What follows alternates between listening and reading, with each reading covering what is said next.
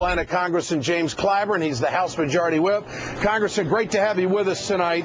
Late this afternoon, you bet. Late this afternoon, Senator Harry Reid told the Republicans to stop crying about reconciliation. Now, when the American people hear that, we get a sense that this might be a turning point. But you guys over on the House side have passed 290 bills that they haven't acted on in the Senate. How is this all shaken out, Jim? What do you think? Well, I'm very glad to hear Senator Reid make that statement. The fact of the matter is, I didn't hear a word about reconciliation and how bad that is when George W. Bush passed his tax cuts. Nobody discussed reconciliation back when President Bill Clinton passed welfare reform. Reconciliation is a normal thing to do in the Congress. It is just simply a majority vote. It is nothing out of the ordinary, and why people keep acting as if that is something extraordinary is beyond me. So I'm very glad to hear Leader Reid tell them to check it. Okay, 290 bills. How in the world can the House get all that work done, but they just can't get it done over on the Senate side? Is it all obstructionist, or is it that just tough to get things done in the American governmental system these days?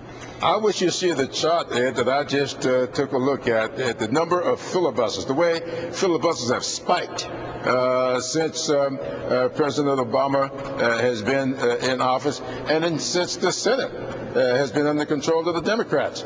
It has more than doubled its highest point when Republicans control. So I think the American people know that. Now, the problem is they remember the filibusters of old when somebody was forced to stand on the floor and be there irrespective of what nature may be calling.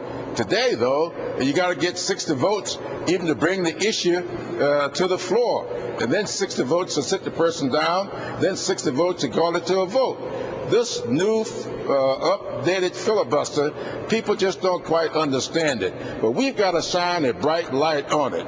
And I want to say one other thing.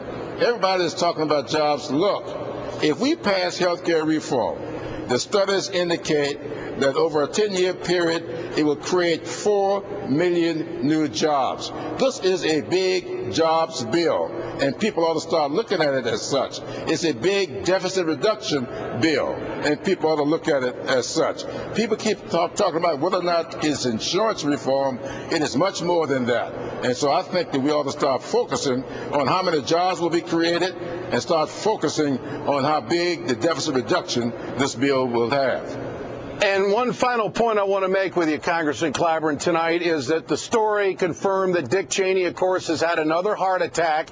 But isn't it true that the Senate Republicans and those obstructionists as well over on the House side who are Republicans against health care reform, aren't they actually voting against, for the American people, the exact same health care that Dick Cheney has?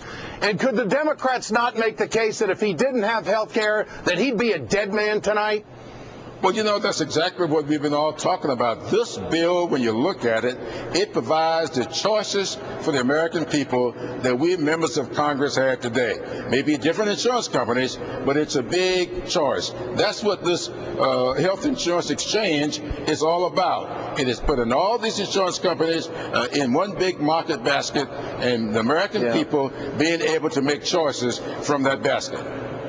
Congressman Clyburn, always a pleasure. Great to have you with us tonight. And if you could pass another 290 bills, we'd appreciate it. Thank you so much. Thanks for having me. Good to have you with us. All right. All right, brother. I know that the Senate is this deliberate